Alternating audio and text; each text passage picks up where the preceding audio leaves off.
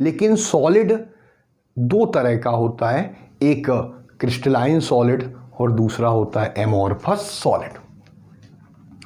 Next है types of solid. Types of solid,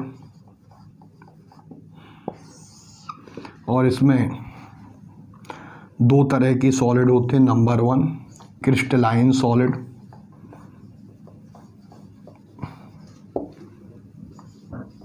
crystalline solid, और दूसरा होता है एमोर्फस सॉलिड। क्रिस्टलाइन सॉलिड और एमोर्फस सॉलिड। अब हमें क्रिस्टलाइन सॉलिड के बारे में समझना है कि क्रिस्टलाइन सॉलिड क्या होता है और एमोर्फस सॉलिड क्या होता है, इनके बारे में हम पढ़ेंगे। तो दोनों में हम कंपैरेटिव स्टडी करेंगे, इसलिए एक टेबल बना लीजिए। एक साइड लिखिए क्रिस्टलाइन सॉलिड और दूसरी साइड एमोर्फस सॉलिड। तो पहले हम लोग समझेंगे, जब आपको पूरी बात समझ में आ जाए इसके बाद आपको लिखना है।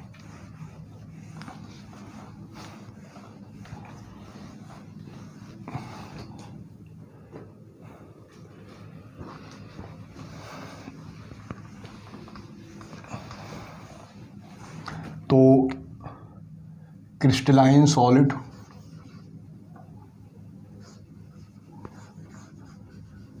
क्रिस्टलाइन सॉलिड और एमोर्फस सॉलिड, एमोर्फस सॉलिड। तो आपको क्रिस्टलाइन सॉलिड और एमोर्फस सॉलिड के बारे में जानना है। देखिए, हमने आपको ये बताया कि कोई भी सॉलिड होगा उसमें कंपोनेंट पार्टिकल्स होंगे। अगर कंपोनेंट पार्टिकल्स एक रेगुलर ज्योमेट्रिकल अरेंजमेंट अगर उन कंपोनेंट पार्टिकल का है, यानी कंपोनेंट पार्टिकल अगर एक रेगुलर पैटर्न में अरेंज होंगे तो ऐसे सॉलिड को कहा जाता है क्रिस्टलाइन सॉलिड। लेकिन अगर कंपोनेंट पार्टिकल्स के अरेंजमेंट का कोई भी फिक्स्ड पैटर्न नहीं है तो ऐसे सॉलिड को कहा जाता है एमोर्फस सॉलिड। आप ऐसे समझिए, जैसे मान लीजिए, जैसे सपोज कर लीजिए एक ए बी ये कंपोनेंट पार्टिकल्स हैं, ए बी ये कंपोनेंट पार्टिकल्स हैं। हमने मान लिया कि ए बी ये कंपोनेंट पार्टिकल्स,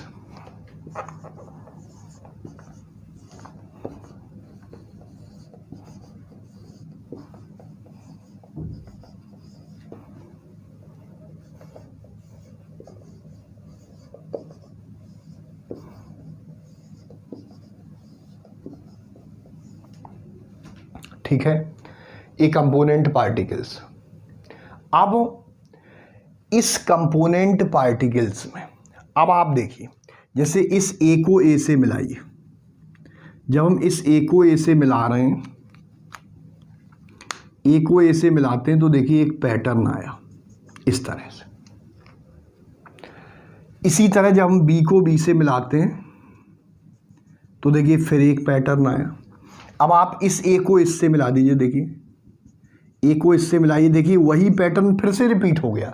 इसी तरह इस ए को इधर मिलाइए, यहाँ भी ए है, यहाँ भी ए है, यहाँ भी ए है, देखिए वही पैटर्न रिपीट हो गया। इसी तरह जब हम बी को बी से मिलाते हैं तो वही पैटर्न पूरे क्रिस्टल में रिपीट होता है। तो अगर कंपोनेंट पार्टिकल्स के अरेंजमेंट का एक फिक्स्ड पैटर्न हो और एक ज्योमेट्री में वो अरेंज हो तो ऐसे सॉलिड को कहा जाता है क्रिस्टलाइन सॉलिड। लेकिन इनके अरेंजमेंट का कोई फिक्स्ड पैटर्न ना हो तो उसको कहा जाता है एमोर्फस सॉलिड। अब आप देखिए, जो कंपोनेंट पार्टिकल्स हैं वो एक ऑर्डर में अरेंज है और वो ऑर्डर पूरे सॉलिड में होगा, इसलिए इसको कहा जाता है लॉन्ग रेंज ऑर्डर। यानी crystalline solid are long range order. लेकिन जो एमोर्फस सॉलिड होंगे उसमें इनकी अरेंजमेंट का कोई फिक्स पैटर्न नहीं होगा। थोड़ी जगह तो अरेंजमेंट सही होगा, उसके बाद फिर इरेगुलर अरेंजमेंट होगा, और इसलिए हम एमोर्फस सॉलिड को कहते हैं short range order.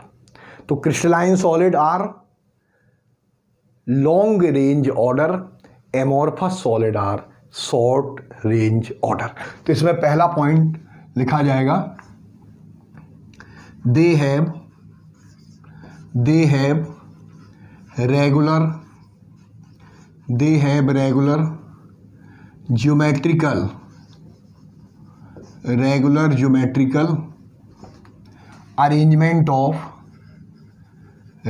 geometrical arrangement of constituent particles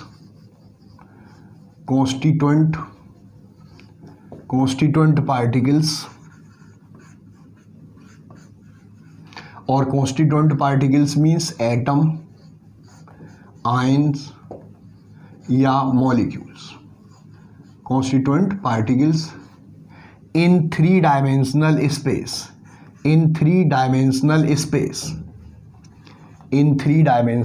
space,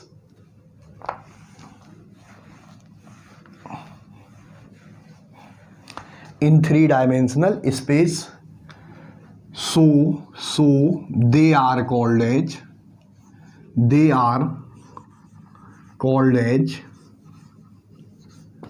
long range order. So they are called as long range order, इसलिए इसको हम लॉन्ग रेंज ऑर्डर कहते हैं। एमोर्फस सॉलिड में इनके अरेंजमेंट का कोई भी रेगुलर पैटर्न नहीं है।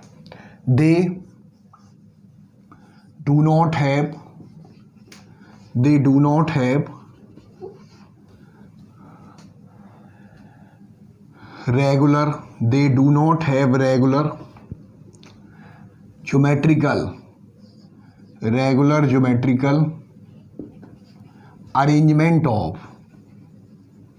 regular geometrical arrangement of constituent particles,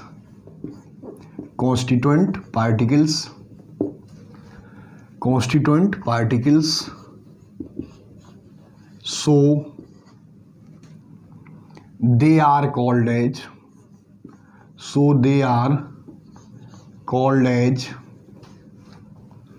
short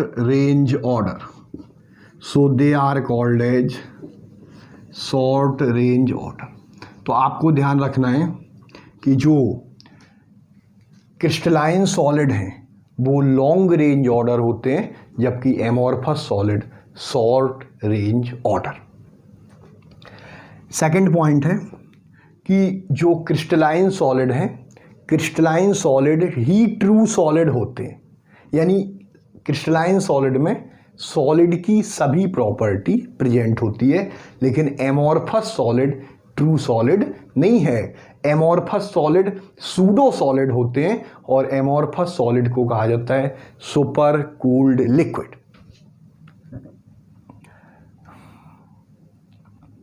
crystalline solid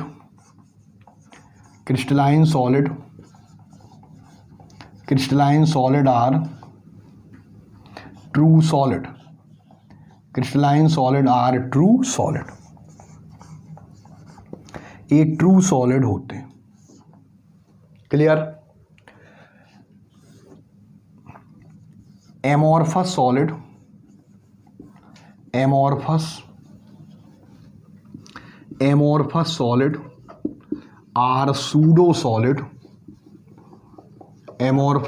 are pseudo solid. और super cooled liquid, pseudo solid और सुपर कूल्ड लिक्विड, ये सूडो सॉलिड होते हैं, या इसको कहा जाता है सुपर कूल्ड लिक्विड। मतलब ये हुआ कि जो एमोर्फस सॉलिड होते हैं, इन एमोर्फस सॉलिड में लिक्विड की प्रॉपर्टी भी प्रेजेंट होती है। जैसे फॉर एग्जाम्पल ग्लास, अगर हम ग्लास की बात करें तो glass is amorphous solid, glass amorphous solid है, so glass is super cooled liquid.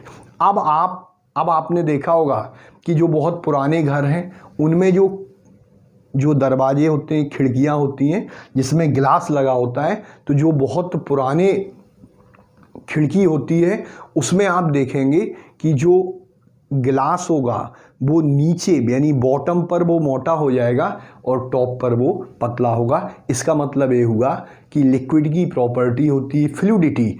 It means जो ऊपर से लिक्विड फ्लो करके नीचे बॉटम की तरफ आ गया तभी बॉटम मोटा हो जाता है और टॉप पतला हो जाता है। इसका मतलब ये हुआ कि ग्लास में लिक्विड की प्रॉपर्टी है और इसलिए ये ट्रू सॉलिड नहीं है, ये सुपर कूल्ड लिक्विड है।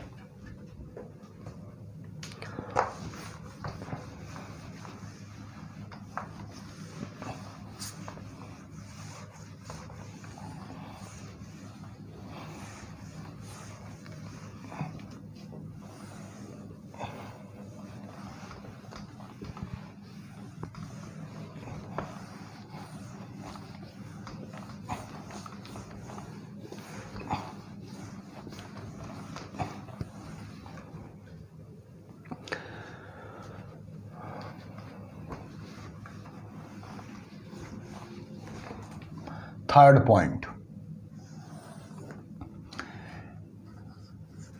जो क्रिस्टलाइन सॉलिड होते हैं इनका एक शार्प मेल्टिंग पॉइंट होता है, जबकि एमोर्फस सॉलिड का कोई भी शार्प मेल्टिंग पॉइंट नहीं होता। एक रेंज होती है, उस रेंज में वो मेल्ट करता है। जैसे they have sharp melting point, sharp melting point, so they have definite heat of fusion, definite heat of fusion। इसमें क्रिस्टलाइन सॉलिड में हीट ऑफ फ्यूजन की वैल्यू डेफिनेट है, जबकि एमोर्फस सॉलिड में कोई शार्प मेल्टिंग पॉइंट नहीं होता। एक मेल्टिंग पॉइंट की रेंज होती है और उस रेंज में वो एमोर्फस सॉलिड मेल्ट करता है। They do not have sharp melting point, they do not have sharp melting point, सो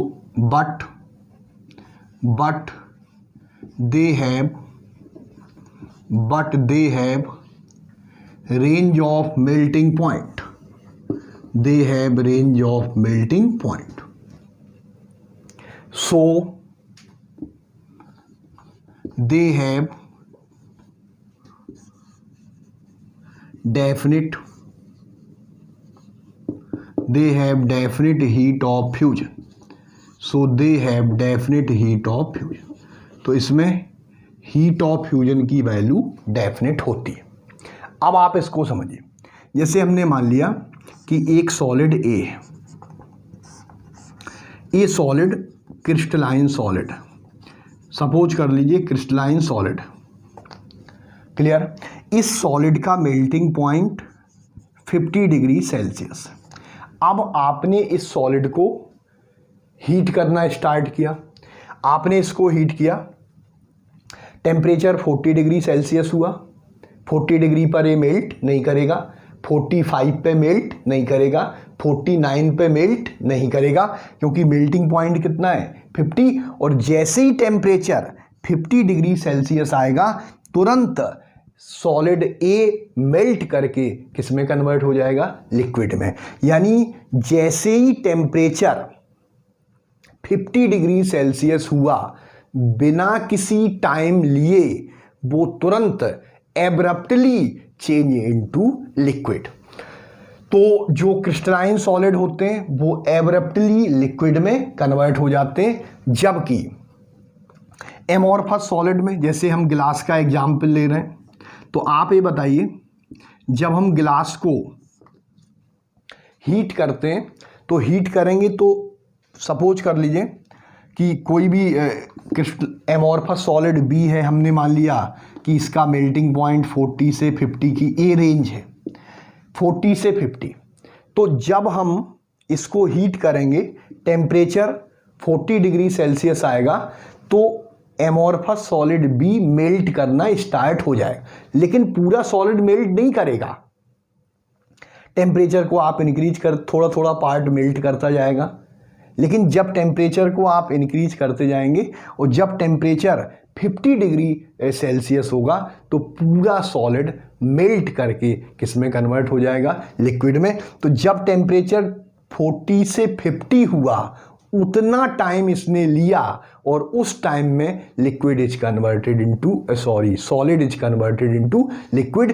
तो इसमें जो एमोर्फस सॉलिड होंगे वो एब्रप्टली लिक्विड में कन्वर्ट नहीं होते हैं, जबकि crystalline solid abruptly converted into liquid.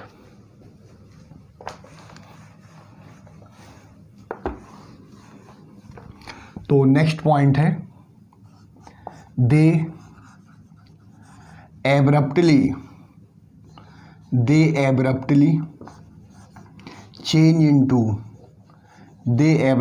Change into liquid. ये एब्रप्टली लिक्विड में चेंज हो जाते हैं। They do not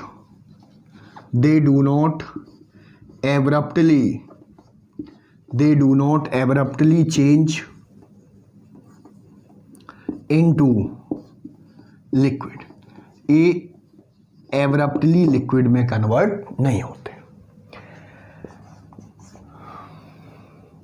crystalline solid rigid होते हैं और इनको हम वेरियस शेप में मोल्ड नहीं कर सकते, जबकि एमोर्फस सॉलिड को हम वेरियस शेप में मोल्ड कर सकते हैं।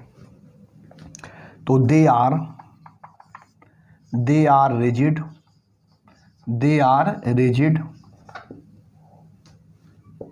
एंड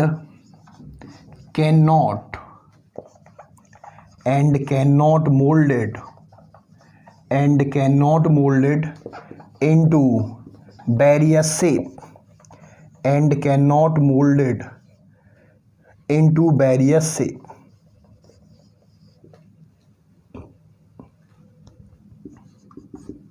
एमोर्फस सॉलिड इसको हम वेरियस शेप में मोल्ड कर सकते हैं। दे कैन बी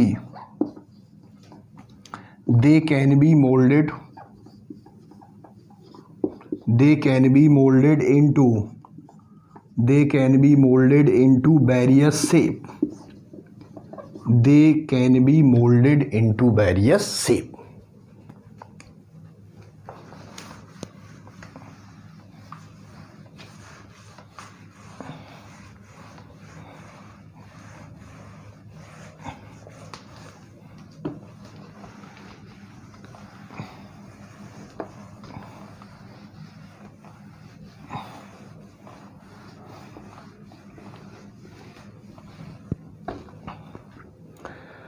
दो तरह की प्रॉपर्टी होती है, एक होती है एन आइसोट्रॉपिक प्रॉपर्टी, दूसरा होता है आइसोट्रॉपिक प्रॉपर्टी। जब किसी भी सॉलिड में डायरेक्शन चेंज करने पर फिजिकल प्रॉपर्टी, जैसे हमने आपसे कहा thermal expansion, refractive index, electrical conductance, अगर किसी सॉलिड में डायरेक्शन चेंज करने पर, जैसे हम इस डायरेक्शन में चले, इस डायरेक्शन चेंज हो गई, इस डायरेक्शन में डायरेक्शन चेंज हो गई, और अगर किसी सॉलिड में डायरेक्शन चेंज करने पर उसकी फिजिकल प्रॉपर्टी चेंज हो जाए तो ऐसे सॉलिड को कहा जाता है एन आइसोट्रॉपिक सॉलिड। अगर किसी सॉलिड में डायरेक्शन चेंज करने पर डिफरेंट डायरेक्शन में उसकी प्रॉपर्टी सेम हो तो ऐसे सॉलिड को कहा जाता है आइसोट्रॉपिक सॉलिड। हमने आपको क्रिस्टलाइन एमोर्फस सॉलिड के बारे में बताया। हमने बताया कि क्रिस्टलाइन सॉलिड में एक रेगुलर अरेंजमेंट होता है, जैसे इस तरह से A B.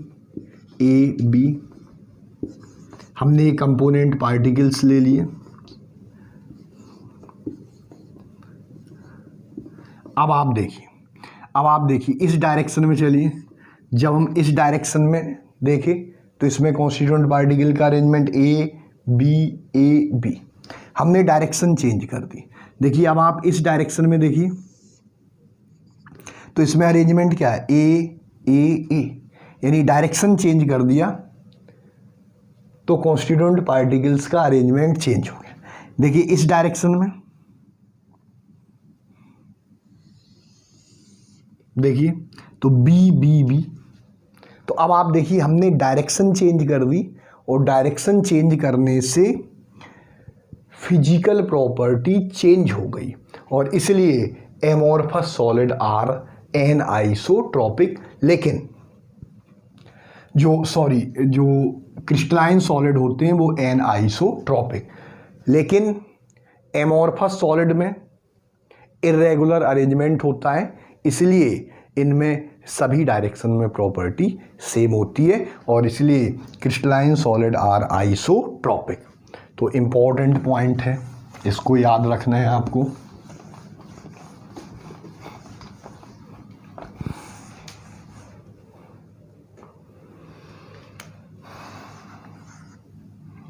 They are anisotropic, that is they have different physical properties. They have different physical properties in different direction. They have different physical properties in different direction, like thermal expansion,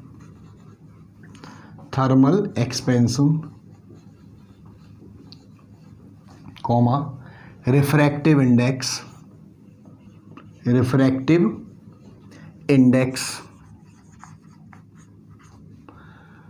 electrical conductance,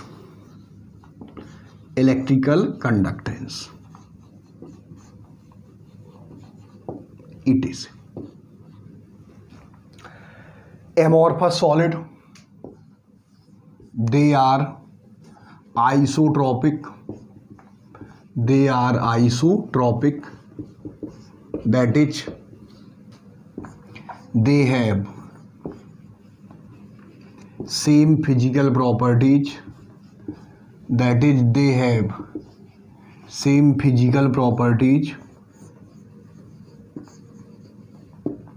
in different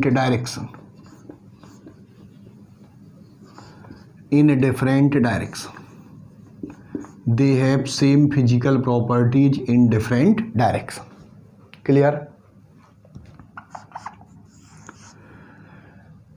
crystalline solid का एक definite shape होता है, जबकि amorphous solid का कोई definite shape नहीं होता। तो they have definite geometrical shape,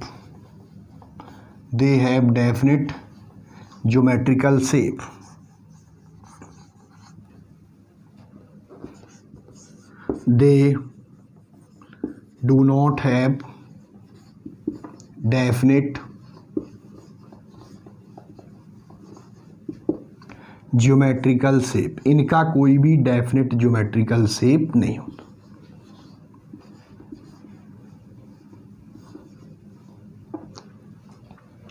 अगर हम क्रिस्टलाइन सॉलिड को कट करें, क्रिस्टलाइन सॉलिड को बीच से काटें तो एक शार्प क्लीवेज आता है।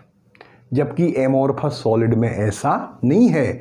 एमोर्फस सॉलिड में इरेगुलर कटिंग होती है, जबकि क्रिस्टलाइन सॉलिड में शार्प कटिंग होती है। तो नेक्स्ट है, they have clean cleavage, they undergo clean cleavage, they undergo clean cleavage when cut,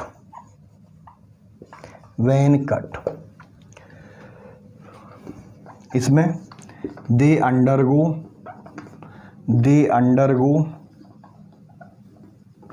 irregular cut when cut।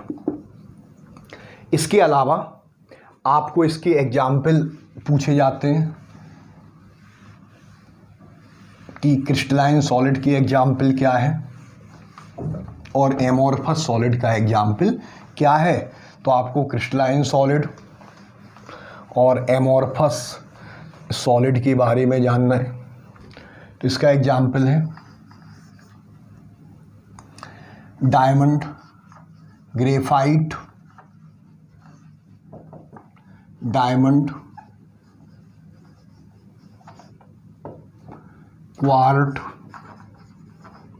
Quartz, silica. It is amorphous solid का example होता है गिलास, बहुत इंपॉर्टेंट, गिलास, प्लास्टिक्स, रबर, सिलिका ग्लास, ये सभी amorphous solid का example है। तो अभी हमने आपको एमोर्फस सॉलिड क्या होता है, क्रिस्टलाइन सॉलिड क्या होता है और इसकी क्या प्रॉपर्टी होती है, इसके बारे में हमने आपको बताया। तो इसमें क्या प्रॉपर्टी है, इसके क्या एग्जाम्पल हैं, ये बात हमने आपको बताई है। अब जो क्रिस्टलाइन सॉलिड होता है वो क्रिस्टलाइन सॉलिड फर्दर 4 टाइप का होता है। First is ionic solid, second is molecular solid, third covalent solid और फोर्थ है मेटेलिक सॉलिड। तो इन सॉलिड की क्या प्रॉपर्टी होती है, इसके बारे में हम लोग नेक्स्ट लेक्चर में पढ़ेंगे। तो आज आपको हमने सॉलिड के बारे में बताया, क्रिस्टलाइन सॉलिड क्या है, एमोर्फस सॉलिड क्या है और इसकी प्रॉपर्टी क्या होती है, इनके बारे में हमने आपको बताया। तो नेक्स्ट क्लास में हम इसके आगे कंटिन्यू करेंगे। तो आप इसको अच्छे से पढ़िए और पढ़ करके पूरा तैयार कर लीजिए और नेक्स्ट क्लास में हम इसके आगे कंटिन्यू करेंगे। Thank you.